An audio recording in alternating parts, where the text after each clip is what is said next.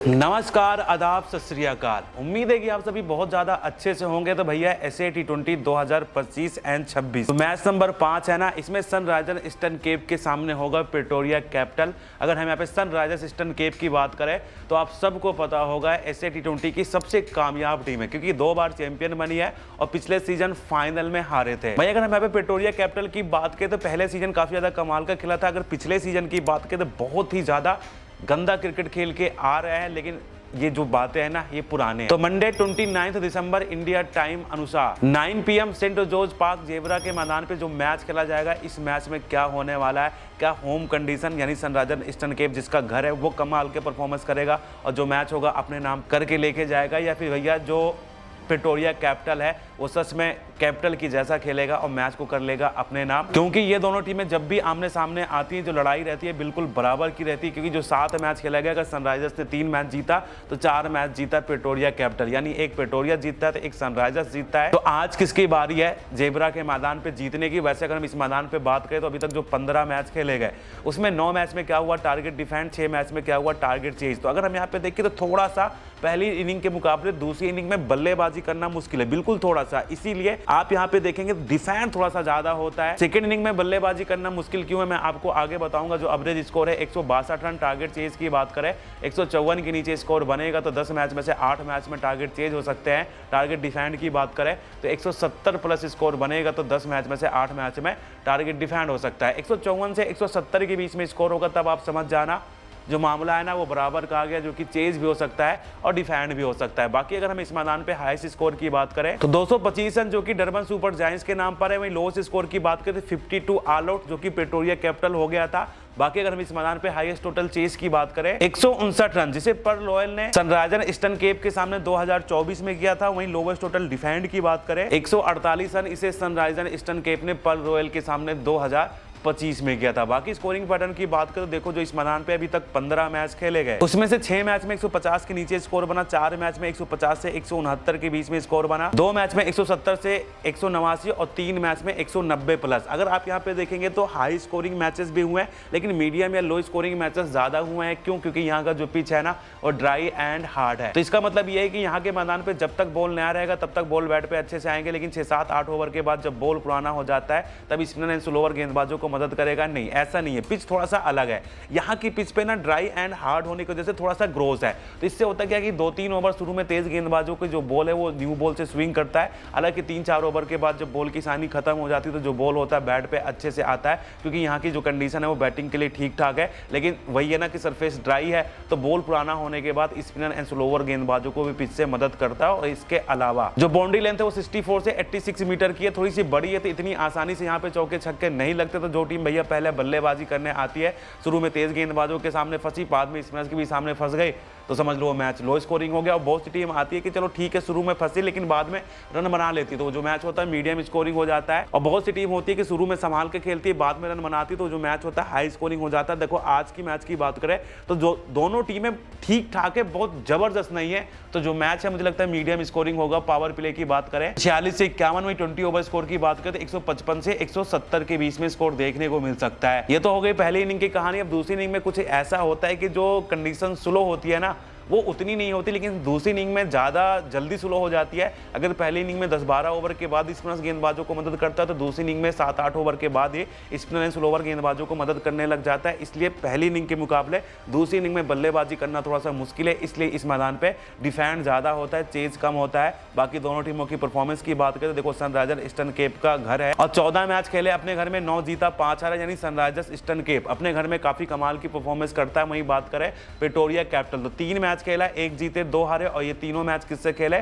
Sunrisers Eastern Cape से। तो अगर देखा जाए तो आंकड़ों में थोड़ा सा सनराइजर्स बेहतर नजर आ रहा है अपने घर में, लेकिन इसका मतलब ये नहीं कि प्रिटोरिया कैपिटल यहाँ पे पहले नहीं जीता। 3 में से अगर सनराइजर्स ने 2 जीता तो 1 जीता प्रिटोरिया कैपिटल। तो आज किसकी बारी है वो समझने के लिए दोनों टीमों के बारे में अभी अच्छे से अपने को समझना पड़ेगा। तो चलो समझते हैं। बस उससे पहले आपको मेरा टेलीग्राम ज्वाइन कर लेना चाहिए, क्योंकि देखो टेलीग्राम पे हम जिस टीम को बोलते हैं ना कि ये टीम मैच जीत सकती है, लगभग वो टीम मैच जीत जाती है। जिस ओवर में बोलता हूँ विकेट जा सकते हैं, लगभग उसके आसपास विकेट चले जाते हैं। 5, 10, 15 ओवर में जितने रन बोलता हूँ बन सकते हैं ना, लगभग उसके आसपास रन बनते थे। इतनी ज़बरदस्त अपडेट आपको सिर्फ मेरे टेलीग्राम पे मिलेगी, तो एक बार ज़रूर ज्वाइन करें, मेरा काम चेक करें, फिर जैसा सही लगे वैसा आपको करना चाहिए। अभी आते हैं मैच पे वापस। सबसे पहले हम यहाँ पे सनराइजर्स ईस्टर्न केप की बात करें तो क्विंटन डिकॉक और मैथ्यू ब्रिज, आप सबको पता है ये दोनों काफी तगड़े बैटर है। खास करके क्विंटन डिकॉक जो फॉर्म पकड़ चुके हैं, सामने गेंदबाजी की बात करें तो ठीक ठाक है लेकिन बहुत ज्यादा बढ़िया नहीं है। हालांकि पिच पे थोड़ा बहुत मदद करेगा, लेकिन क्विंटन डिकॉक तेज गेंदबाजों को अच्छा खेलते थे और आपको भी पता है जब एक बार टिक जाते तो लंबी पारी आती। जो एक्सपीरियंस लेके आ रहे हैं,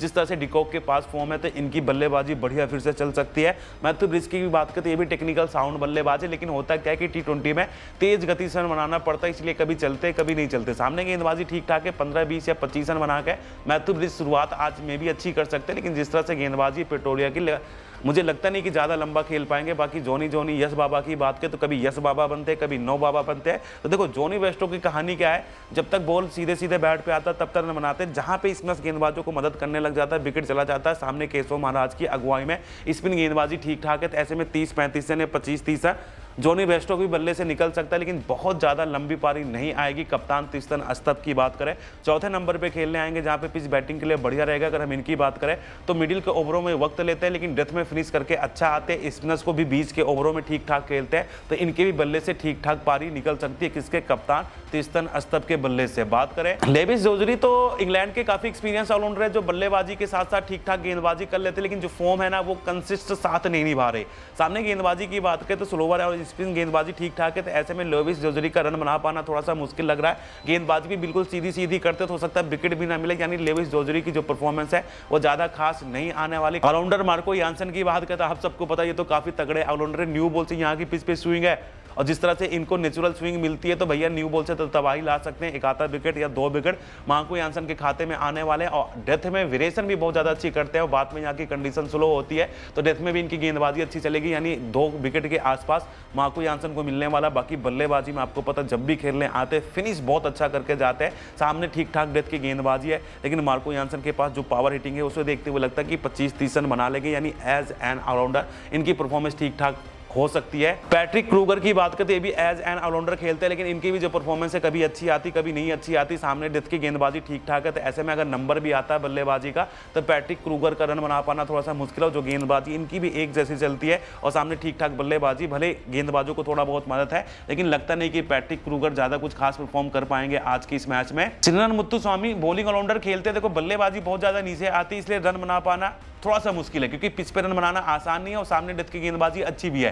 लेकिन गेंदबाजी की बात करते हैं, यहाँ की पिच पे स्पिनर्स गेंदबाजों को मदद है। सिन्नन मुत्तुस्वामी वैसे भी काफी ज्यादा किफायती होते हैं, पकड़ के गेंदबाजी करते हैं, तो इनके सामने रन बनाना वैसे भी आसान नहीं होता। जिस पिच पे मदद है स्पिनर्स को तो वहां पे इनकी तगड़ी गेंदबाजी चल सकती है, 1-2 विकेट इनके खाते में आ सकते हैं, साथ में किफायती। हाँ, बल्ले से नहीं चलेंगे लेकिन गेंदबाजी अच्छी करेंगे ये। बाकी एडम मिलने की बात करते हैं, ये भी आज का मैच खेल सकते हैं। अगर हम इनकी बात करें तो देखो न्यू बॉल से थोड़ा बहुत हरकत करवा लेते हैं, लेकिन क्या है ना कि वेरिएशन बहुत ज्यादा अच्छी है नहीं। हाँ, गति है लेकिन गति के साथ ज्यादा कलाकारी कर नहीं पाते।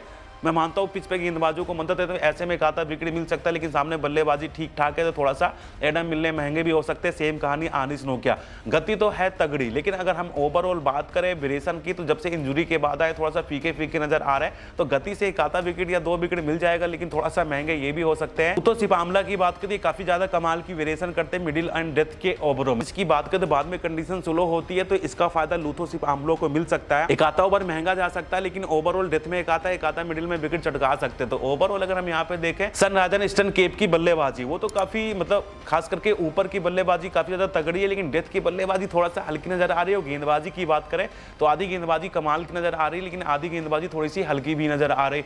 दूसरी तरफ प्रेटोरिया कैपिटल की बात करें, बिल स्मिथ के साथ बायस पर्सन ओपन कर सकते हैं। देखो बिल स्मिथ की बात करें तो विकेट कीपर बल्लेबाज, हालांकि विकेट कीपिंग यहाँ पे करवाई नहीं जाती, सिर्फ बल्लेबाज के तौर पे खेलते। देखो ताबड़तोड़ बल्लेबाजी के लिए जाने जाते, लेकिन कभी चलते कभी नहीं चलते। सामने गेंदबाजी की बात करें तो न्यू बॉल से ठीक ठाक है, पिच पे थोड़ा बहुत स्विंग करेगा तो ऐसे में थोड़ा सा हो सकता है कि 20-25 रन बनाए, लेकिन बिल स्मिथ के बल्ले से ज्यादा लंबी पारी शायद देखने को ना मिल पाए। बायस पर्सन की बात करें तो बॉलिंग ऑलराउंडर बैटिंग ऑलराउंडर खेलते, देखो बल्लेबाजी में ऊपर आते, ताबड़तोड़ बल्लेबाजी के लिए जाने जाते ये भी, लेकिन सामने गेंदबाजी अच्छी है तो हो सकता है कि एक आधा 2 चौका या छक्का लगा के मतलब 20-25 रन बना के निपट जाए। ज्यादा लंबी पारी इनकी भी नहीं आएगी। और गेंदबाजी की बात करें तो गेंदबाजी एक जैसी करते हैं। आप विकेट लग इनके पास है, रन खाते लेकिन एक आधा विकेट चटका देते तो मे भी पिच पे गेंदबाजों को मदद है, एक आधा विकेट मिल जाए लेकिन थोड़ा सा रन भी पड़ेगा। यानी ठीक ठाक परफॉर्मेंस इनके आने वाली बहुत ज्यादा बढ़िया नहीं आएगी। सेहोप की बात करते हैं, सेहोप टेक्निकल काफी साउंड बल्लेबाज है, इनको आउट करना इतना ज्यादा आसान नहीं होता क्योंकि चाहे फिर तेज गेंदबाज हो चाहे स्पिनर्स गेंदबाज हो, दोनों को काफी ज्यादा तगड़ा खेलते हैं।